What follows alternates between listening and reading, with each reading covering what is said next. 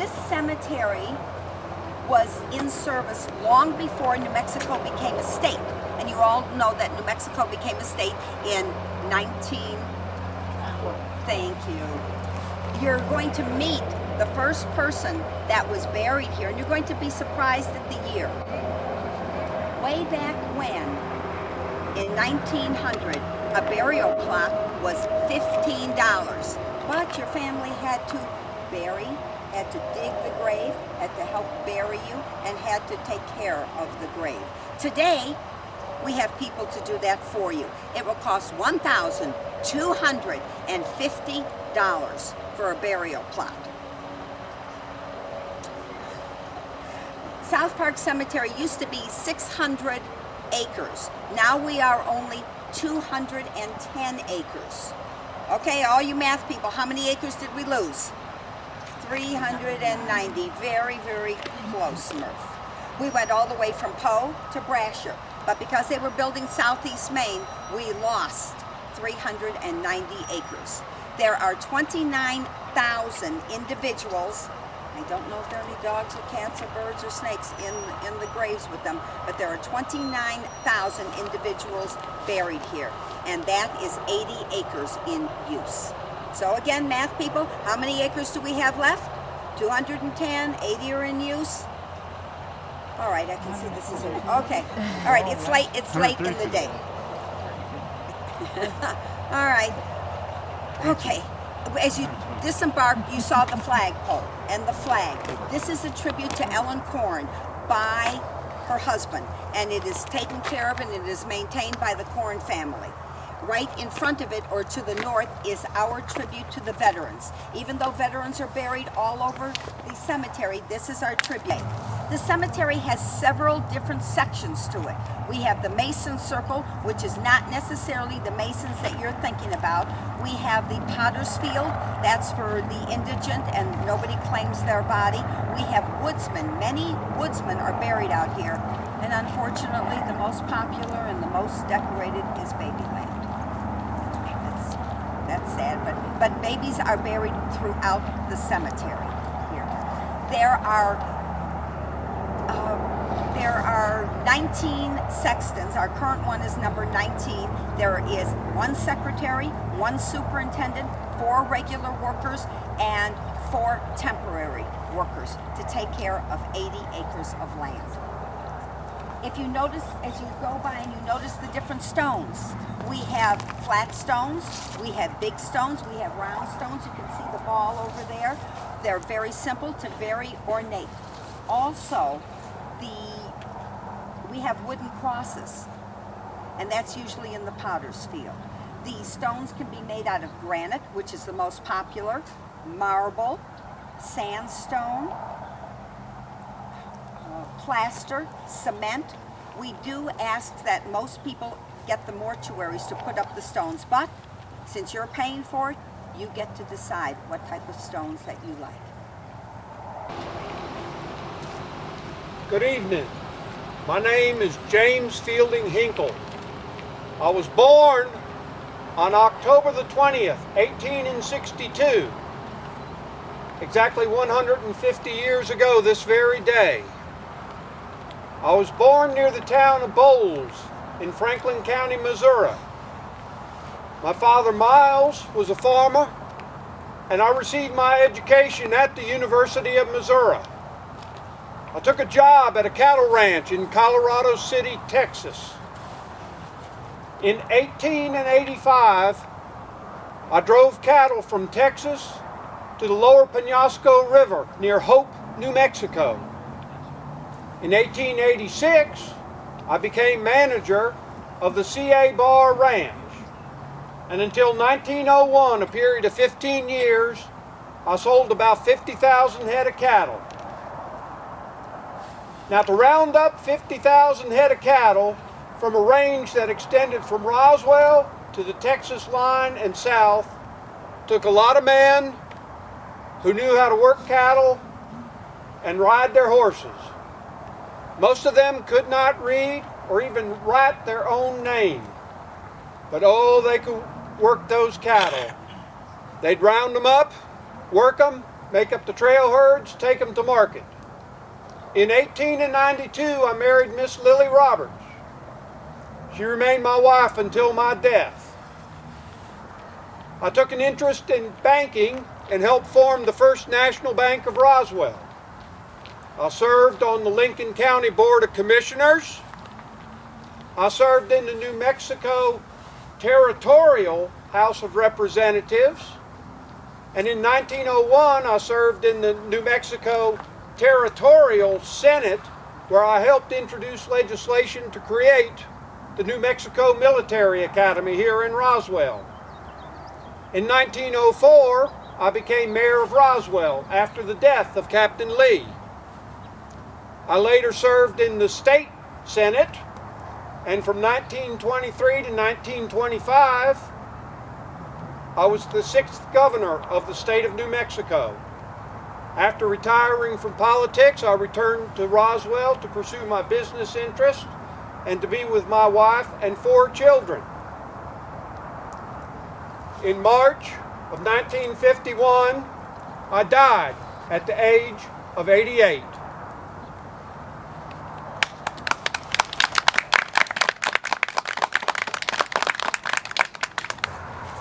Greetings. I am Reverend Robert Albert Lunde, and I was born in Ontario, Canada in 1841 to an aristocratic family of merchants. I married Sophrona Celia Lunde, and we have 5 children together. Sophrona is buried with me here today. Our grave monument is unique to the cemetery. It's made of cast iron, with Masonic symbols such as a sheaf of corn, which symbolizes the fruits of labor and sacrifice, as well as the universal sign of Freemasonry, which symbolizes the virtue and wisdom of conduct. The monument was delivered to Roswell by railroad following my death in 1912. I lived a very unique life. My interest in education led me to practicing law, being appointed a judge, and serving as a minister to many congregations in my travels. In the early 1870s, I moved my family to the United States and settled in Greenville, Michigan. And in 1886, I moved to White Oaks, New Mexico, where I went into business with William Watson. We not only practiced law, but we also mined for gold, leaving our families for months at a time while we did so in the hills. It was on one of these excursions that I had a little encounter with some dynamite. One morning after a cold spell, I awoke to find my dynamite frozen, useless and less thought. So I quickly developed a plan to place it by the fire to allow for proper warmth. Unfortunately, I fell asleep in the morning sun. And sure enough, it was on this occasion that my witty sons nicknamed me the Dynamite Preacher.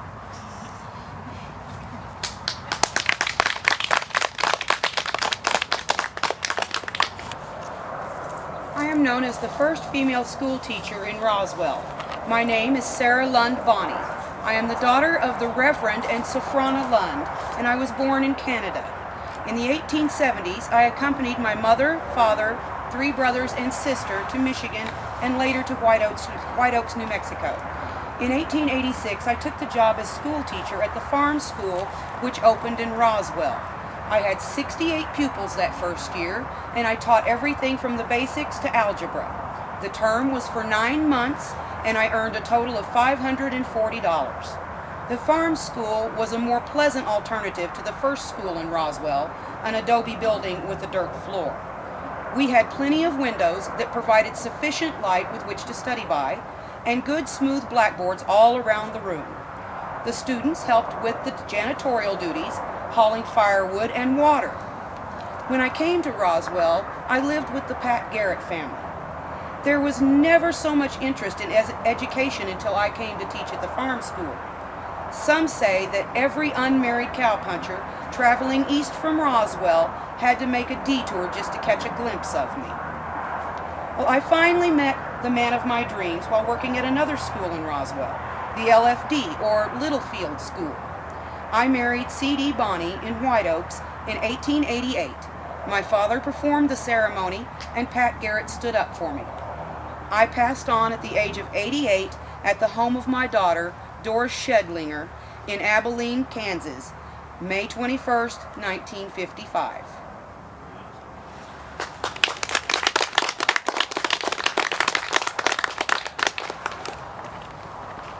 Good evening. I'm Joseph C. Lee. Since my death, people have been calling me the father of Roswell. I was born in Cleveland, Tennessee in the year of our Lord 1841. My father was a doctor and wealthy planter. I was a Confederate soldier in the Civil War, mainly in the guerrilla movement that grew out of the Missouri-Kansas border wars. But I also served as captain of my own company in Louisiana. After the war in 1875, I married Sally Wilde. Now, she was the daughter of a distinguished cotton planter, and she was a woman who was indulged and accustomed to every luxury. After we wed, I left her with her parents while I went west into New Mexico territory, thinking that ranching would provide better opportunities than farming. I took over the Cooper Ranch in Colfax County and started raising sheep. Sally wrote and said she would endure the hardships of the frontier to be with me rather than living in the comfort of her parents' home. She joined me in New Mexico territory in 1876. Our son, Wilde, was born the following spring. The harsh winters made life difficult, and Sally and I were looking for a more hospitable climate when her father, Major W. Wilde, discovered Roswell. He urged us to join him here. So we traveled south with a sizable flock of sheep and a small herd of cattle, arriving in the fall of 1877. I took over the hotel built by Van C. Smith, who founded Roswell, and that building served as our home and an inn for travelers and stagecoach drivers. I also took over Smith's store, which had served as a gathering point for the lawless Seven Rivers crowd, who attempted to hoorah the place by dashing up in front of the store, riding their horses up onto the front porch, yelling and firing pistols. Now, I could not abide lawlessness, so I brought out my Winchester and I ordered them to conduct themselves properly. Well, the Seven Rivers gang were not used to this kind of talk. They were more accustomed to taking over small settlements. But they looked around and they saw at least 2 other Winchesters, and they quietly left town. During my time in Roswell, I helped found Goss Military Institute and provided the money and land to build the school. I was also instrumental in getting a bill passed by the territorial legislature to establish New Mexico Military Institute in 1893. I became a successful rancher, forming Lee Cattle Company, and during the violence of the Lincoln County War, I served notice to all parties that Roswell was neutral territory. No violence between the Murphy-Dolan and Tunstall-McSween factions would be allowed. In fact, I told the kid, Bonnie, if I ever catch you here in Roswell cutting up any of your capers, I'll take out my Winchester and fill you full of holes. He replied, "All right, Captain," and he kept his promise. In 1903, I was elected the first mayor of Roswell. Unfortunately, just months after taking office, at age 63, I died of pneumonia. Now, I am proud to have accomplished so much to make Roswell a hospitable and forward-thinking community. Thank y'all.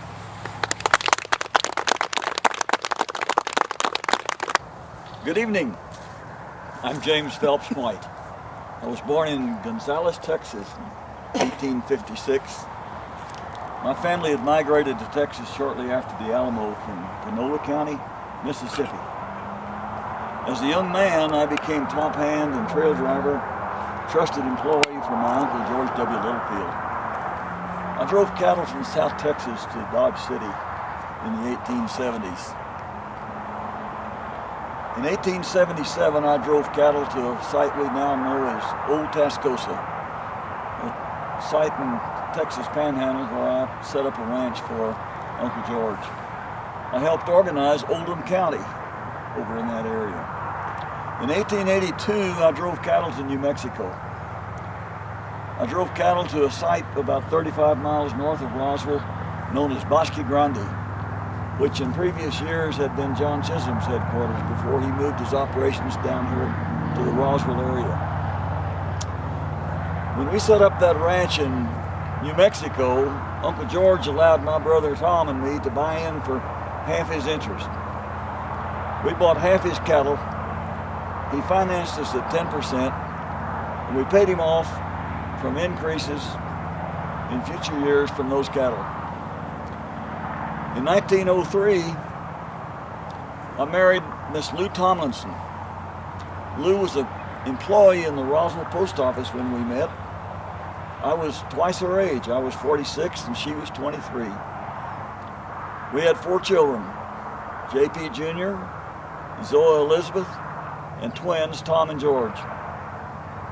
I became a citizen of Roswell, acquired property in Roswell. In 1912, Lou's father built us our family home, which is now the historical center for southeast New Mexico, down on the corner of Lee and West 2nd Street. We established ourselves in the community. I acquired some property here, and I acquired also the Allison building on the corner of 3rd and Main, which is now known as the J.P. White building. I was also a regent for New Mexico Military Institute through the late 1920s and first part of 1930s. I died in 1934. My wife Lou died in 1972. She lived in our family home longer as a widow than she did as a housewife. The family home had been built by her father, D.Y. Tomlinson, in 1912, and that made that home the 100th. That's their anniversary also, just like the state of New Mexico, 100 years old this year. As I said, I died in 1934. I had come to New Mexico on a horse. I left New Mexico in an airplane, bound for San Antonio to a hospital there. Lou died in 1972 at the age of 93. I want to thank all of you for being here today. I hope you've had a nice evening, and God bless. Thank you.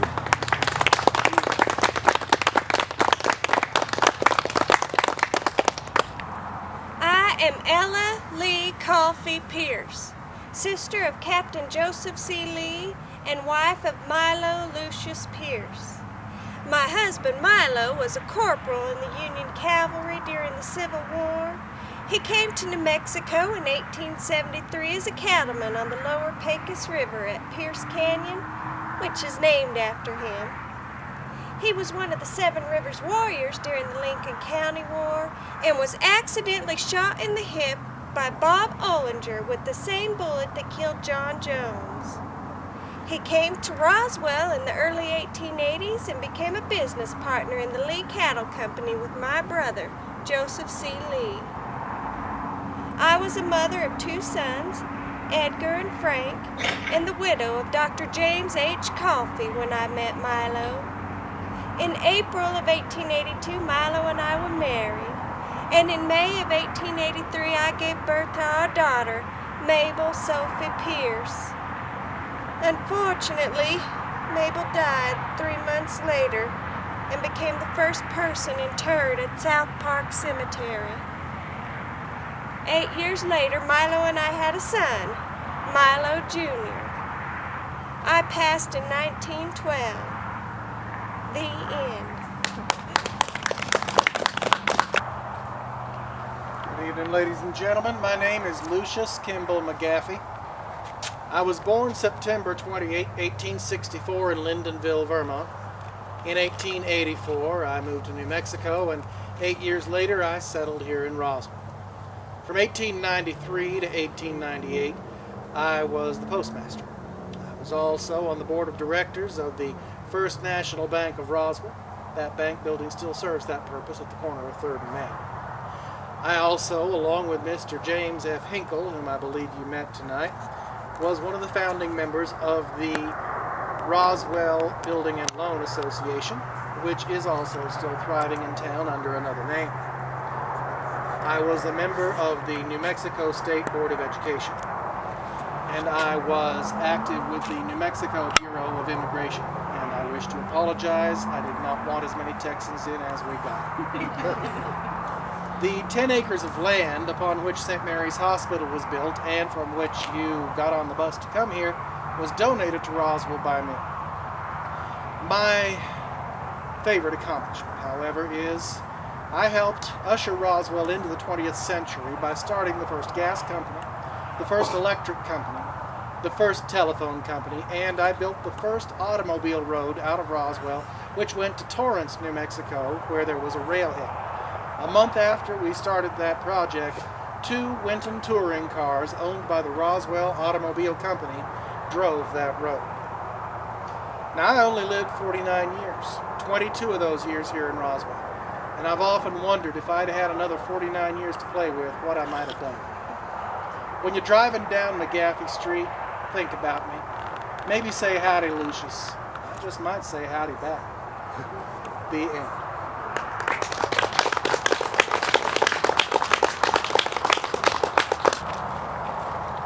My name is Charles Rufus Bryce. The people here in town who would have known me as Judge Bryce. I was born in Farrell, Texas in 1870, and my father was a minister. Now, while I had the benefit of public schools there, the option of going on to university it just wasn't there.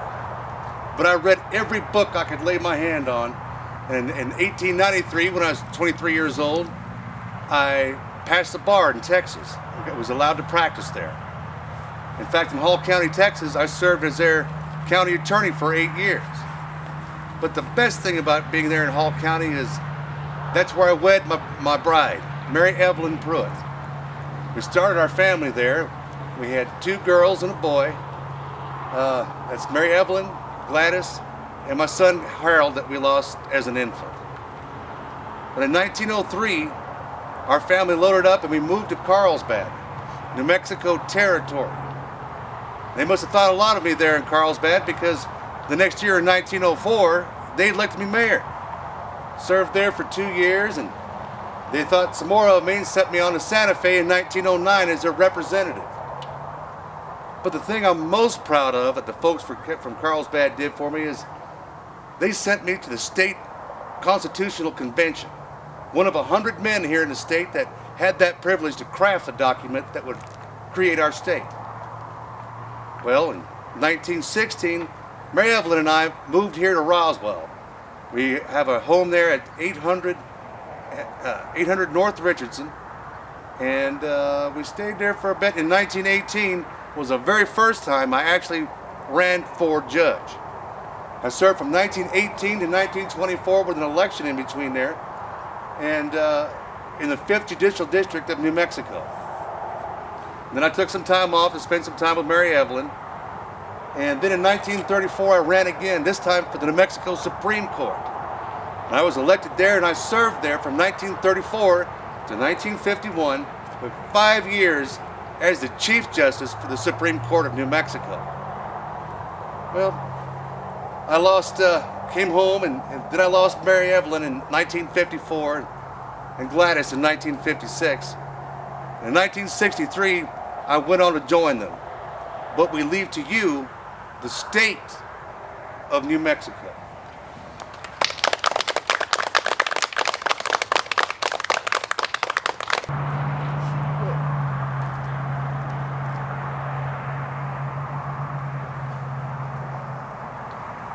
My name is Bob Crosby. I was born in Midland, Texas. I later lived in Kenna and Roswell, New Mexico. Taking up rodeo at a very young age, I took my first rodeo title at the age of 13. With the encouragement of Will Rogers, I went on to compete at tougher competitions at Cheyenne and Pendleton.